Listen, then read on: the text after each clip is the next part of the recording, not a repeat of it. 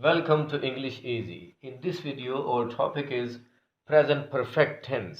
इस वीडियो में हम present perfect tense के बारे में बात करेंगे और हम एक और confusion भी दूर करेंगे कि present perfect tense और past indefinite tense में क्या फ़र्क होता है, क्योंकि अक्सर तलबा इनमें confuse पाए जाते हैं। तो आइए बात करते हैं present perfect tense की। present perfect tense में उन कामों का जिक्र किया जाता है, उन एक्शंस का जिक्र होता है जो ज़माने हाल में ही मुकम्मल हुए होते हैं, लेकिन उनका असर अभी बाकी होता है।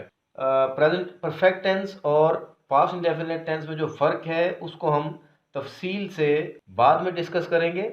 फ़िलहाल हम प्रेजेंट परफेक्ट टेंस को देखते हैं कि इन फ़िक्रों को इंग्लिश में तर्जुमा करने का क्या तरीका है। पिछली बहुत सी वीडियोज़ में आपको बता चुका हूँ कि इंग्लिश में जो सेंटेंस स्ट्रक्चर है दैट इज़ SVO, और O की जगह A भी हो सकता है और C भी हो सकता है, यानी एडवर्बियल भी हो सकता है और कॉम्प्लीमेंट भी हो सकता है, लेकिन आम तौर पे याद रखने के लिए हम सेंटेंस स्ट्रक्चर को SVO से ही याद रखते हैं।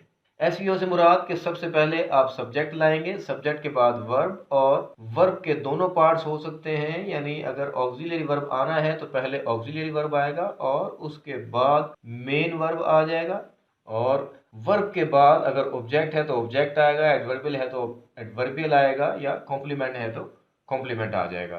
प्रेजेंट परफेक्ट टेंस के जो उर्दू सेंटेंस होते हैं उनके आखिर में ली है या चुकी है से हम काम की तकमील को जाहिर करते हैं, यानी काम की तकमील को जाहिर करने के उर्दू में दो तरीके हैं, या तो लिया है, ली है वगैरह आखिर में आता है, या फिर चुका है, चुकी है वगैरह उनके आखिर में आता है।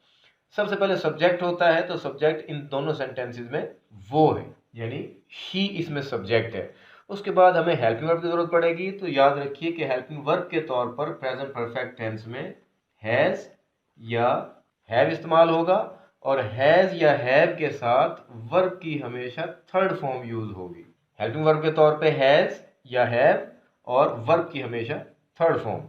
फिर सवाल पैदा होता है कि हैज कहाँ आएगा और हैव कहाँ आएगा। इसके लिए थर्ड पर्सन सिंगुलर के बारे में मेरी अलग से वीडियो मौजूद है, जिसका लिंक ऊपर दिया गया है, आप उसको ज़रूर देखिए। अगर सब्जेक्ट थर्ड पर्सन सिंगुलर हो तो हेल्पिंग वर्ब के तौर पे प्रेजेंट परफेक्ट टेंस में हैज इस्तेमाल करते हैं, और अगर सब्जेक्ट थर्ड पर्सन सिंगुलर ना हो, यानी थर्ड पर्सन सिंगुलर के अलावा कोई भी सब्जेक्ट हो, तो उसके साथ हम हैव इस्तेमाल करेंगे। तो आइए पहले इस सेंटेंस को देखते हैं कि इसको जब हम इंग्लिश में ट्रांसलेट करेंगे तो किस तरह से ट्रांसलेट होगा। सबसे पहले सब्जेक्ट शी लगाया, क्योंकि शी थर्ड पर्सन सिंगुलर है इसलिए ऑक्सिलियरी वर्ब के तौर पे हैज़ इस्तेमाल किया। अगर यहाँ पे थर्ड पर्सन सिंगुलर ना होता, मसलन अगर यहाँ पे आई होता तो फिर हैज़ इस्तेमाल नहीं करते, वी होता तब भी हैज़ इस्तेमाल नहीं करते, दे होता तब भी हम हैज़ इस्तेमाल नहीं करते, बल्कि उन सब के साथ हैव लगाते। अगर सब्जेक्ट थर्ड पर्सन सिंगुलर हो तो हैज़ आएगा, थर्ड पर्सन सिंगुलर के अलावा सब्जेक्ट कोई भी हो उसके साथ हम हैव लगाते हैं। She has swept the house, helping verb के तौर पे हैज़ आया, साथ में वर्ब की थर्ड फॉर्म इस्तेमाल हुई है और आखिर में ऑब्जेक्ट आ गया। She has swept the house. जिस सेंटेंस में ऑक्सिलियरी वर्ब मौजूद हो उसको अगर हमने इंट्रागेटिव सेंटेंस में चेंज करना हो तो हम सिंपली उस हेल्पिंग वर्ब को सब्जेक्ट से पहले ले आएंगे, तो वो क्लोज क्वेश्चन में तब्दील हो जाएगा। तो आइए देखते हैं, इसको क्लोज क्वेश्चन में तब्दील करते हैं। इंट्रागेटिव सेंटेंस के लिए हमने इस हैज़ को सब्जेक्ट से पहले लगा दिया, यानी ये बन गया हैज़ शी। वर्ब की वही फॉर्म रहेगी जो सिंपल सेंटेंस में या डिक्लेरेटिव सेंटेंस में इस्तेमाल हुई थी, यानी third form. Has she swept the house, और आखिर में क्वेश्चन मार्क लगा देंगे, फुल स्टॉप नहीं आएगा। अगर हमने इसी सेंटेंस को नेगेटिव सेंटेंस में चेंज करना हो तो याद रखिए कि जब भी नॉट लगाना होता है तो नॉट हमेशा हेल्पिंग वर्ब के बाद ही आता है। तो she has swept the house है, इसको हमने नेगेटिव सेंटेंस में चेंज करना है तो इस हैज़ यानी ऑक्सिलियरी वर्ब के बाद हम नॉट लगा देंगे। ये देखिए, शी सब्जेक्ट और हैज़ के साथ नॉट आ गया, she has not swept the house. आइए व्यूअर्स, अब हम हैव की चंद मिसालों को देख लेते हैं। फर्स्ट वन देखिए, हम मैच जीत चुके हैं, प्रेजेंट परफेक्ट टेंस है। We have won the match. We क्योंकि प्लूरल है यानी थर्ड पर्सन सिंगुलर नहीं है, इसलिए इसके साथ हेल्पिंग वर्ब के तौर पे हैव आया, हैज़ नहीं आया। वी हैव वर्ब की third form one the match. Interrogative sentence है, क्या आपने खाना पका लिया है या क्या आप खाना पका चुके हैं, एक ही बात है। इंट्रोगेटिव सेंटेंस में हेल्पिंग वर्ब को हम सब्जेक्ट से पहले ले आते हैं, तो ये हैव सब्जेक्ट से पहले आ गया।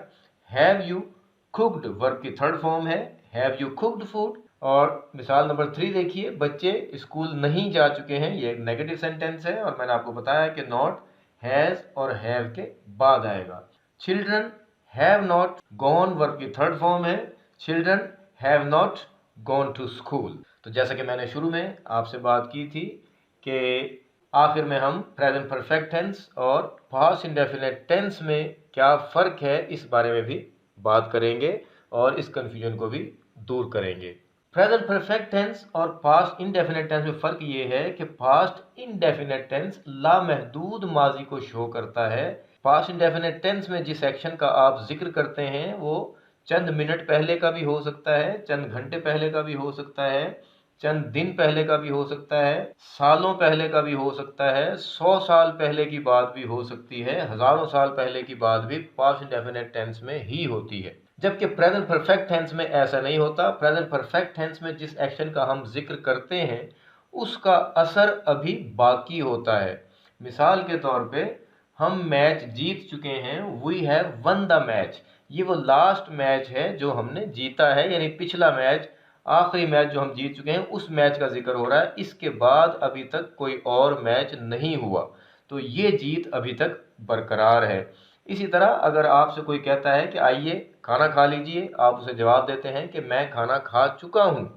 मतलब यह है कि मुझे इस वक्त भूख नहीं है, वो जो मैंने खाना खाया था उसका असर अभी तक बाकी है।